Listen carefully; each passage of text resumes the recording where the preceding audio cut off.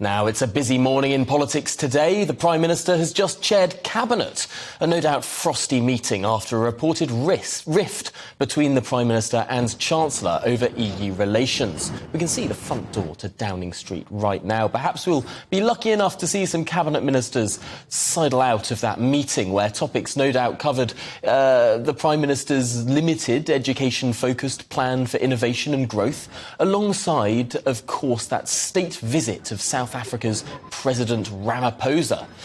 Perhaps also the issue of migration will be high on the agenda, as in just a few minutes' time the Labour leader will be speaking to the Confederation of British Industry at their annual conference in Birmingham.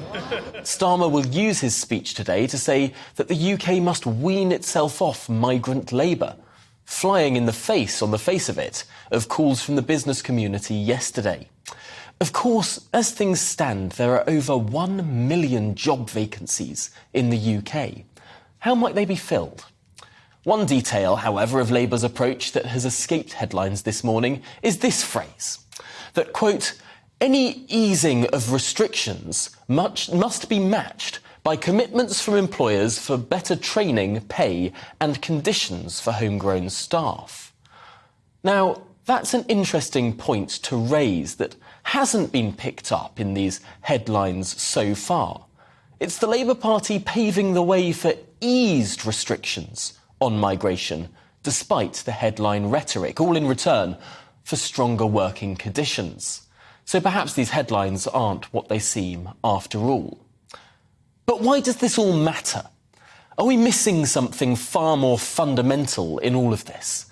I've got a feeling that politicians of all parties are ignoring one of the most important issues that's facing our country: demographics. I want to show you the UK's population pyramid. Frankly, it's not in a good place and explains many of the difficult choices facing the United Kingdom today. Those watching on television should be able to see this chart of the United Kingdom's population up on our screens now. We're just working on getting that picture up for you right now. Now, the NHS has never had more money, yet care itself has never felt more stretched. Pensions are, of course, rising, and working people are paying an ever higher share of income in their taxes. The tax burden has reached an all-time high on record. Now, why might that be the case? How do we have all of these different difficult situations? Why, indeed, are there 1 million job vacancies in the United Kingdom despite high migration? Well, here's a chart of the United Kingdom's population pyramid. And if you look very closely here, there is a bulge around the age of 60. Now, this bulge then is followed by a crash, a little rise, and then another crash. Frankly, what does all of this mean? That there are more older people reaching retirement, needing NHS care, needing pensions, and fewer younger people to pay for it all. Frankly, when there was a baby boom 60 years ago, we are now facing a baby bust. And what does this mean? That means fewer people are entering the workforce than we have enough to pay for those leaving the workforce. Unfortunately, our national insurance system is a bit of a Ponzi scheme.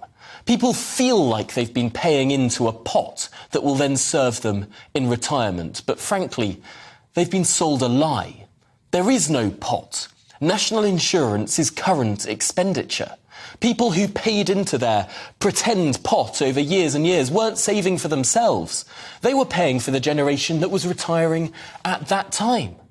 And so we need to at least replace the population that we have at this stage in order to pay for those who are leaving the workforce. And frankly, our birth rate has been falling for years. And so we enter a lot of these problems. Perhaps instead of always reaching for the migration lever, politicians should think about our fertility crisis too.